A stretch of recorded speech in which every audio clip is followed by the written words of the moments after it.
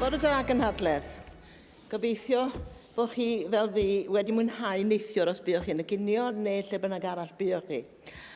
Ond dyma fi fel arweinydd Cyngor Sir Ceredigion yn dod i derfyn fy mhumed blwyddyn yn y swydd ar olaf fel arweinydd yn y weinyddiaeth hon. Pwy o wyr be ddaw ym mis Mai. Ond does gen i ddim belen grisial, ond mae gennym ni dîm erbyn hyn o 33 o ymgeiswyr brwd sydd eisoes allan yn dosbarthu ac yn amgylchu. Sir Fach 42 ydyn ni, a dwi'n gobeithio bydd yna un neu ddau arall wedi dod ato ni cyn y pedwerydd o Fai. Pan gefais i fethol i'r swydd nôl ym mis Mai 2012, roeddwn ni'n adrodd i'r cyfarfod blynyddol yn y cyngor gan edrych yn ôl dros blwyddyn olaf y weinyddiaeth cynt, pan oedd toriadau prin wedi dangos i hôl ar y ffordd rydyn ni'n gweithio. Dyna wahaniaeth dros y 5 mlynedd diwetha. Bellach, mae'n fy nharo gymaint anoddach i'w i erbyn hyn i ymdopi efo toriadau parhaus. Dros y 2 blynedd diwetha, mae siroedd gwledig Cymru wedi dioddau toriadau llawer dyfnach a niweidiol na'r siroedd trefol na'r cymoedd. Gallai'ch eich sicrhau chi bod ariannu teg i'n cymunedau wedi bod ar ben fy agenda, a diolch arbennig i Adam Price a tîm Plaid Cymru yn y cynulliad am sicrhau ariannu tecach nid hanner ddigon i wasanaethau llywodraeth leol ar gyfer 17-18. Eto ers Mai 2012, mae cyllideb Cyngor Sir Ceredigion wedi gostwng o 34 miliwn o bunnoedd. 4 miliwn arall yn dod yn y flwyddyn sydd i ddod, sef 60% o'n cyllideb revenue. Mae hyn wedi golygu lleihau ac ail-lunio'r gweithlu gan bod costau cyflogi wedi gostwng 10 miliwn hyd at hyn. Felly fe welwch bod y rhan fwyaf o'r toriadau wedi dod trwy ail-lunio a moderneiddio ein gwasanaethau ar draws y cyngor.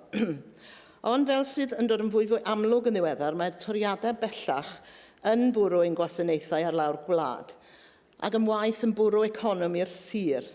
Mae dadl gref y blaid bod dilyn polisi cynni nid yn unig yn niweidio ein gwasanaethau angenrheidiol, ond hefyd ac yn waith yn gwanhau ein economi ac o ganlyniad ein cymunedau Cymraeg cefn gwlad, bob cymuned lle bynnag a ddeud y gwir. Ond arwydd o gymuned iach a hyfyw yw ei agwedd cadarnhaol, ac un peth y lonodd fy nghalon oedd y ffordd gwnaeth cymunedau ar draws y sir agor eu calonau wedi clywed am y trieiniaid oedd yn ffoi o ryfel Syria. Roedd y cardis am ymateb gyda'i heilioni arferol. Diolch i'r cydweithio ardderchog, rydym bellach wedi croesawu 23 ohonyn nhw i Aberystwyth, ac mae ymrwymiad pellach gennym i dderbyn 10 yn flynyddol dros 5 mlynedd ar rhaglen.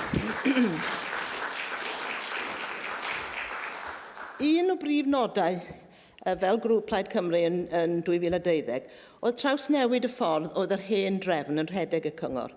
Roedd angen symud tuag at weinyddiaeth llawer mwy corfforaethol oedd yn creu ffordd o weithio mwy cydlynus. Rydym wedi llwyddo i newid y diwylliant gwaith gan sicrhau bod pob aelod cabinet yn arwain yn ei meysydd a sicrhau fy mod i fel arweinydd yn cadw trosolwg ar bethau fel rhan o'r tîm arweiniol. Erbyn hyn, aelodau etholedig sydd yn arwain ar bolisi ac yn rhoi cyfeiriad i waith y cyngor. Roedd angen sicrhau bod gan aelodau y meincio cefn hefyd rôl mwy pendant a'i gwneud nhw ei deimlo fel bod nhw'n fwy hanfodol o'r broses wleidyddol. Ac fe dynwn ni nhw mewn i helpu i ddatblygu polisi gan ofyn hefyd am adroddiadau ar gynlluniau oedd eisoes ar y gweill, sef trio creu ymwybyddiaeth o tîm Ceredigion a bod ni'n gweithio gyda'n gilydd lles y bobl. Wrth edrych i'r dyfodol a gofyn i bobl am gefnogaeth ar Fai y Pedwerydd, fy mlaenoriaeth i fydd cryfhau economi'r sir. Dwi eisoes wedi sôn am golli 38 miliwn o'r economi leol. Heb sôn am y gostyngiadau sydd wedi bod yng ngwariant y Brifysgol, yr ysbyty a'r Llyfrgell Genedlaethol. Rhai o'n prif gyflogwyr. Ond gyda canlyniad pleidlais Brexit, mae yna berygl eto fyth i ni golli tua 55 miliwn o arian Ewropeaidd o'r economi hefyd. Arian sy'n mynd i'r sector amaethyddol ac wrth gwrs i'r cronfa strwythurol. Rydym eisoes wedi mabwysiadu strategaeth adfywio economaidd a dros y 2 flynedd diwetha bu mi'n arwain ar sefydlu partneriaeth tyfu canolbarth Cymru, sef partneriaeth rhwng Ceredigion a Fywys, mwyn ffocysu sylw ar anghenion datblygu'r economi wledig, yn wyneb y datblygiadau yn yr ardaloedd dinesig yng Nghaerdydd ac Abertawe, lle mae'r arian i weld yn llifo ar hyn o bryd. A hefyd datblygiad gwaith Bwrdd Uchelgais Gogledd Cymru, ond maen nhw fel ni chydig bach ar y droed ôl o gymaru a'r lleill. Megis dechrau mae'n gwaith ni, ac sicrhau bod unrhyw arian newydd o dŷ, Llundain a Chaerdydd yn llifo i gyfeiriad yn cymunedau gwledig, mae'n rhaid ni gadw ffocws ar hynny. Mae datblygiad hir ddisgwyliedig yn Aberystwyth wedi gweld agor Tesco newydd ac mae disgwyl eiddgar i Marks and Spencers. Does ganddo ni ddim un yn Aber, ond mi fydd tro nesaf, dewch chi. Maen nhw'n agor i drysau ar Mawrth y 3 ar hugain. Mae hwn yn datblygiad a ddaw 290 o swyddi, sgwydorwch chi, yn ei sgil cynnydd yn y gwariant yn yr economi o leia 1.6 miliwn ynghyd â 550 o lefydd parcio ychwanegol i'r dre. A gyda datblygu hen westy'r bai ar y prom yn westi Premier Inn gyda 64 o wlau, gwelwn creu 30 o swyddi ychwanegol.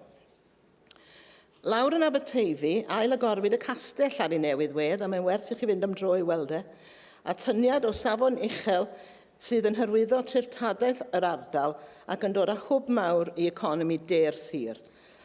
Ar y ffordd lawr yn synod, fe welwch gwahaniaeth mawr, mae trydydd cam gwelliannau'r A486 newydd ei cwblhau, a mae'n llawer hwylusach i gyrraedd Llandysul. Ac yn ymyl fanau mae gwaith, mae canolfan fwyd Horeb yn datblygu bwydydd gyda chynnyrch lleol. Mae hwnnw bellach yn ddiogel gyda grant o dros 3 miliwn o bunnoedd. Dyna rhyw flas o be rydyn ni wedi gyflawni ac yn rhagflas o'n uchelgais i ddatblygu at y dyfodol.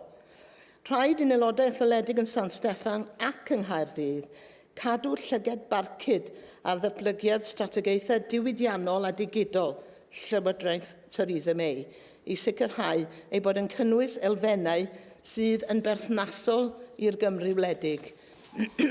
Rydym eisoes yn clywed bod ariannu ymchwil holl bwysig i amaeth a fydde'n dod i Ibers yn y Brifysgol yn Aberystwyth yn cael ei ddargyfeirio bellach at ardaloedd tir a'r de ddwyrain Lloegr. Dyna'r math o beth sy'n rhaid cadw golwg manwl arno fe. 2 flynedd yn ôl, dyfarnodd Estyn bod gan Ceredigion wasanaeth addysg rhagorol.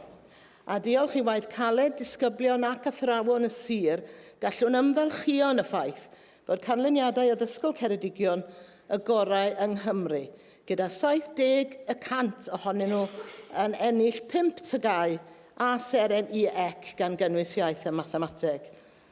Blaenoriaeth arall felly fydd parhau i gefnogi ein disgyblion a'n hythrawon i gadw at y safonau uchel hyn. Ac wrth edrych i'r dyfodol, rydym am barhau a chynlluniau i ailfuddsoddi yn ein hysgolion. Mae rhaglen ysgolion yr 11 ganrif ar hugain eisoes wedi ein galluogi i fuddsoddi 7 miliwn ar hugain mewn ysgol cyfrwng Cymraeg newydd Sbon, ysgol Bro Teifi i blant 3 i 19 oed yn ardal Llandysul. Datblygiad gyffroes arall yw adeiladu ysgol ardal newydd yn Drefach i fyny'r hewl, sef ysgol Dyffryn Cledlyn, dyna gaiff ei alw. Yn rhan o'r cynllun, gwelwyd sythu'r ffordd ac adeiladu cylchfan yng nghanol y pentre, sydd wedi sicrhau llwybr diogel i'r ysgol ar y ffordd brysur rhwng Llambed a Llandysul. Ond, dyn ni ddim am orffwys ar ein rhwyfau, rydym yn symud i fyny Afon Teifi yn erbyn y lli braidd ond, nesaf i Tregaron, ac yn edrych ymlaen i weld gwaith yn dechrau yn fuan ar adeiladu adran gynradd newydd Sbon ar gampws ysgol Henry Richard, sydd bellach yn ysgol tair i 15. Mae'r cydweithio rhwng y Cyngor a Bwrdd Iechyd Prifysgol Hywel Dda wedi cryfhau yn enwedig ar ôl sefydlu Bwrdd Cydweithredol Iechyd a Gofal Cymdeithasol Canolbarth Cymru. Diolch i gwaith arbennig gan Elin Jones yn y mater yna. Mae sawl llif gwaith yn dechrau datblygu, yn enwedig y maes modelau newydd o ofal integredig i'r henoed ac y maes iechyd meddwl.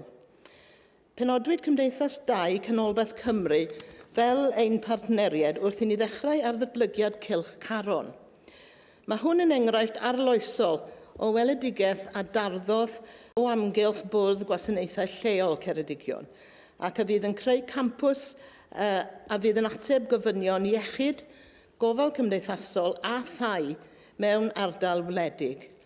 Rhan hanfodol o gynllun cylch Caron yw'r ddarpariaeth o fflatiau addas i bobl hŷn, lle gallen nhw dderbyn gofal heb symud o'i cartrefi. Mae hyn yn rhan o'n bwriad i wella mynediad hefyd at fwy o dai fforddadwy. Llynedd enghraifft, llwyddwyd i gyflenwi 68 uned newydd a deithbwyd a 21 eiddo gwag yn ôl i ddefnydd. A dwi'n credu mae Ceredigion oedd y trydydd orau o rhan darparu tai fforddadwy y llynedd. Nawr, gyda papur gwyn ar weithion rhanbarthol allan i ymgynghoriad, mae'n bwysicach byth ein bod ni'n ymladd dros dyfodol teg i'n cymunedau a'n sir wledig. Gan edrych ymlaen i'r ddyfodol, mae'n rhaid sicrhau llais cyfartal i bob sir. Wrth rhanbartholi, rhaid sicrhau ein bod yn dewis y ffiniau priodol ar gyfer pob gwasanaeth, bod yna atebolrwydd ddemocrataidd, bod ni ddim yn gweld adeiladu biwrocratiaeth newydd a fydda'n signo arian allan o wasanaethau hynfodol, na canoli swyddi a gweld gwanhau ein heconomi eto fyth.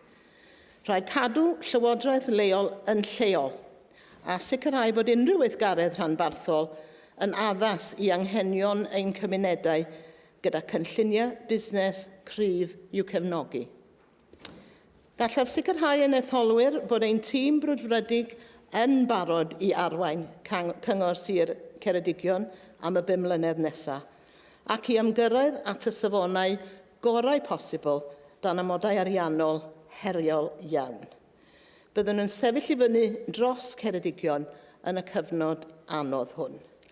Nawr, mae'n bleser mawr gen i gyflwyno fy nghyd aelod Cabinet, Alun Williams, i sôn am y meysydd gwaith llwyddiannus y BA yn gyfrifol amdanyn nhw dros y 5 mlynedd diwethaf. Rhowch groeso i Alun.